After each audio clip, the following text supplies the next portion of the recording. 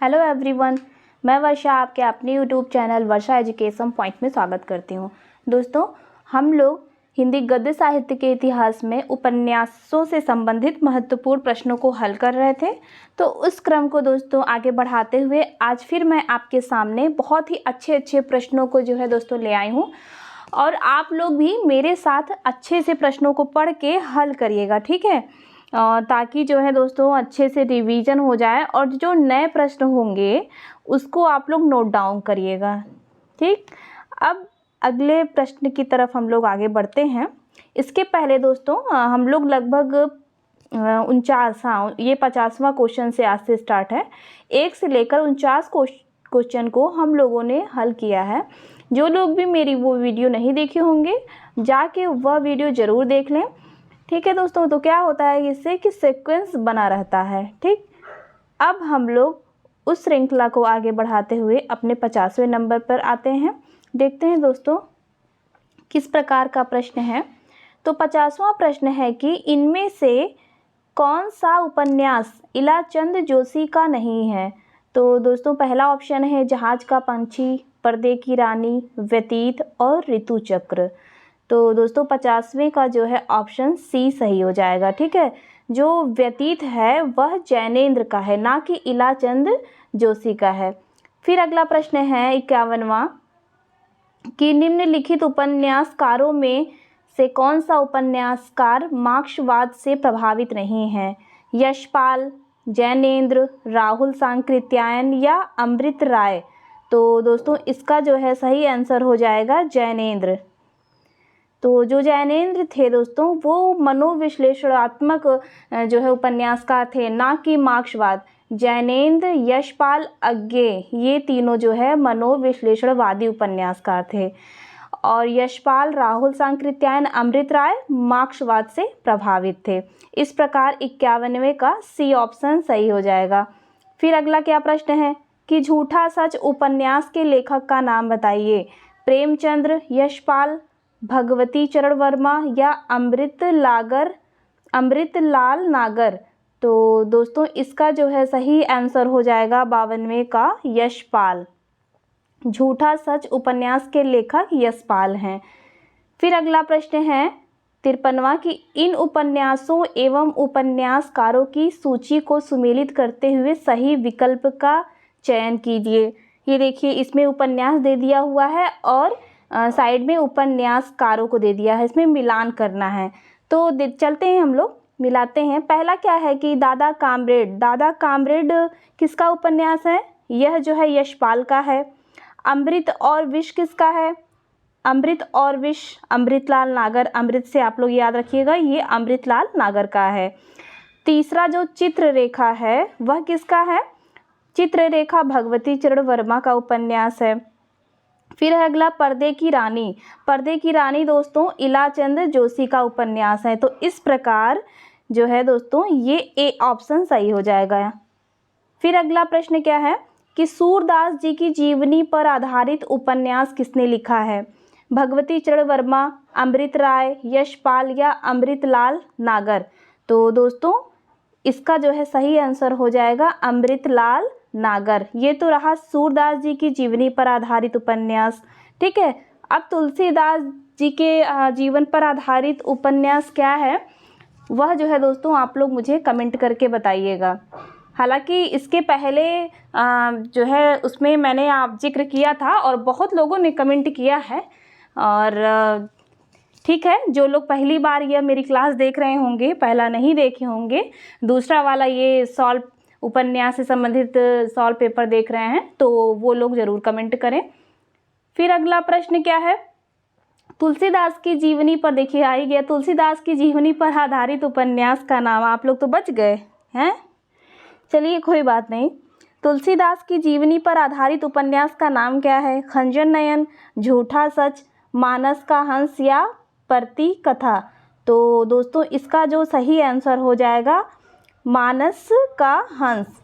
ठीक है, फिर अगला प्रश्न क्या है, इनमें से कौन सा कथन आंचलिक उपन्यास के लिए सत्य है। पहला है इनमें किसी विशेष अंचल का चित्रण होता है।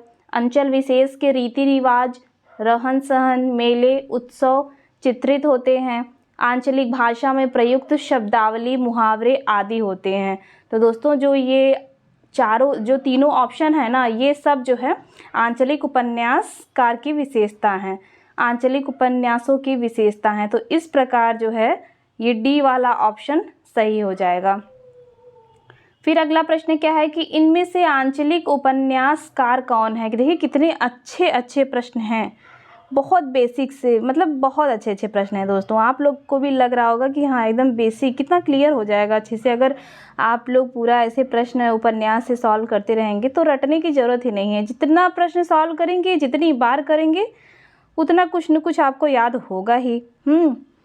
और ठीक है, प्रश्नों की तरफ बढ़ते हैं। क्या इसमें पूछा है कि इनमें से आंचलिक उपन्यासकार कौन है। फणीश्वरनाथ रेणु, महेंद्र भल्ला, अमृत राय या यशपाल।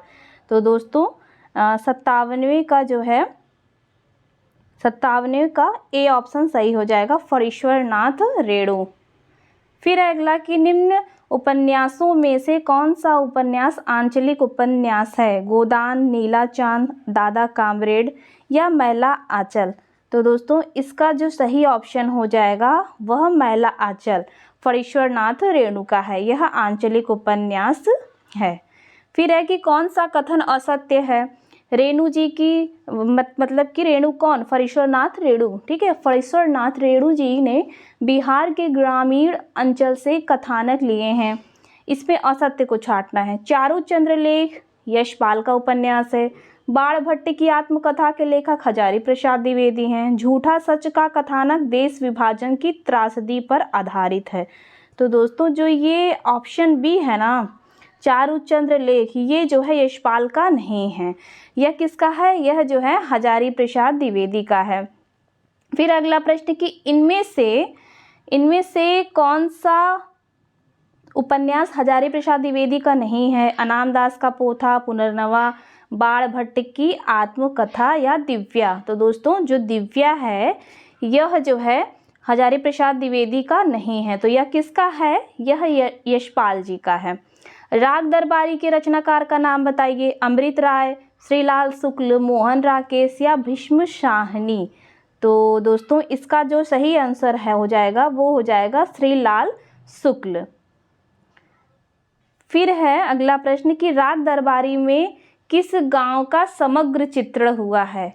ये देखिए बहुत ही मोस्ट इम्पॉर्टेंट प्रश्न है दोस्तों। देखिए जो कुछ खास उपन्यास है ना, उनको जो है उनके गांव के बारे में भी अक्सर करके पूछ देता है मिलान से, वो भी और जो नेट जेआरएफ की जो लोग भी तैयारी कर रहे हैं वो देखे होंगे कि उसमें तो कई सारे जो है, जैसे इसमें तो एक प्रश्न दे दिया है कि राग दरबारी, उसमें कई सारे उपन्यासों को दे देता है 4 ऑप्शन में, और गांव दे देता है कि उसमें मिलाना होता है कि किस उपन्यास में किस गांव की चर्चा की गई है।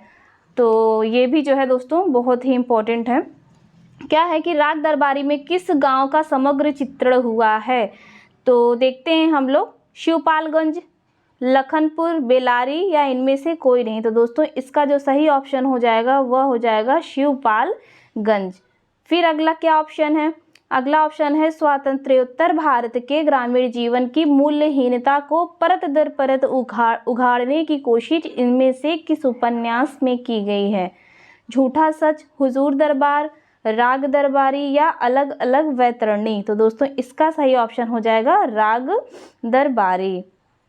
फिर है इन सूचियों को सुमेलित करते हुए सही विकल्प का चयन कीजिए। अच्छा तो इसमें जो है उपन्यासों को दे दिया है, उपन्यासकार को तो मिलाना है। देखते हैं, आधा गांव किसका है। आधा गांव तो राही मासूम रजा का है। अलग अलग वैतरणी शिव प्रसाद सिंह। पानी के प्राचीर रामदरस मिश्र का है। रतिनाथ की चाची नागार्जुन का है। तो दोस्तों आप लोग भी जो है ना ऐसे बोला करिए, बोलने से क्या होता है, बोलने से और लिखने से याद, अब इसे किताब खोल के या वीडियो लगा के छोड़ दीजिए, ठीक है, वो फिर उड़ जाता है दिमाग से। बोलते रहिए और लिखते रहिए तो जल्दी याद होता है। फिर अगला प्रश्न है कि पंचायत कॉलेज की प्रबंध समिति और कोऑपरेटिव सोसाइटी के सूत्रधार वैद्य जी किस उपन्यास के पात्र हैं। आधा गांव, अलग अलग वैतरणी, दादा कामरेड, राग दरबारी। तो दोस्तों इसका जो सही ऑप्शन हो जाएगा वह हो जाएगा राग दरबारी।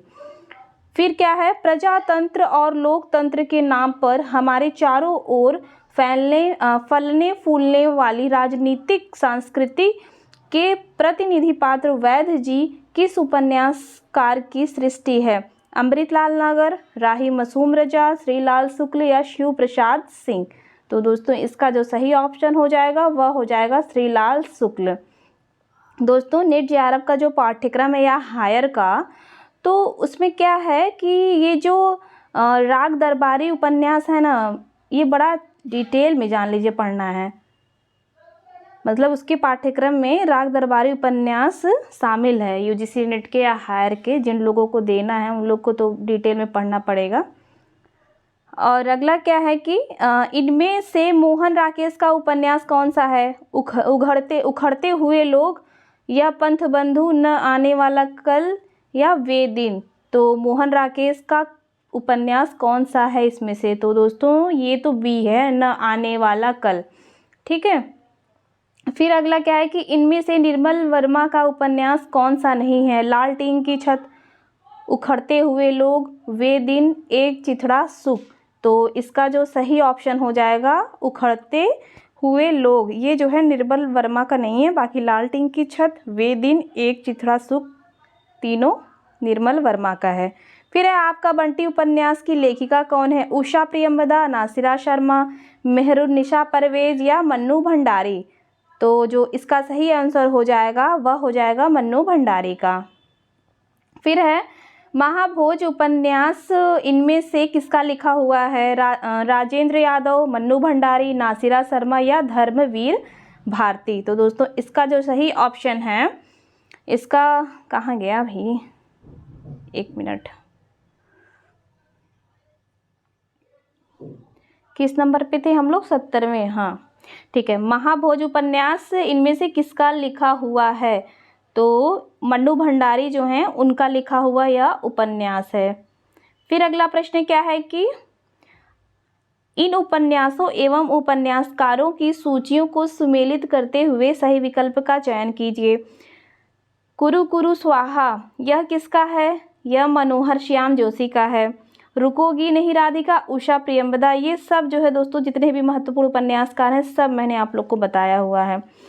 देखिए सब प्रश्न भी मिल रहे हैं। फिर है सूरज का सातवां घोड़ा धर्मवीर भारती का है। चांदनी के खंडहर, ये देखिए नया प्रश्न है, चांदनी के खंडहर ये गिरधर गोपाल का है। तो इस प्रकार जो है ऑप्शन कौन सा सही हो जाएगा भाई? ऑप्शन जो है बी इसमें से सही हो जाएगा। तो दोस्तों उम्मीद करते हैं यह प्रश्नों की श्रृंखला आपको काफ़ी अच्छी लगी होगी और आप लोगों ने भी अच्छा रिस्पांस दिया होगा इसमें आप।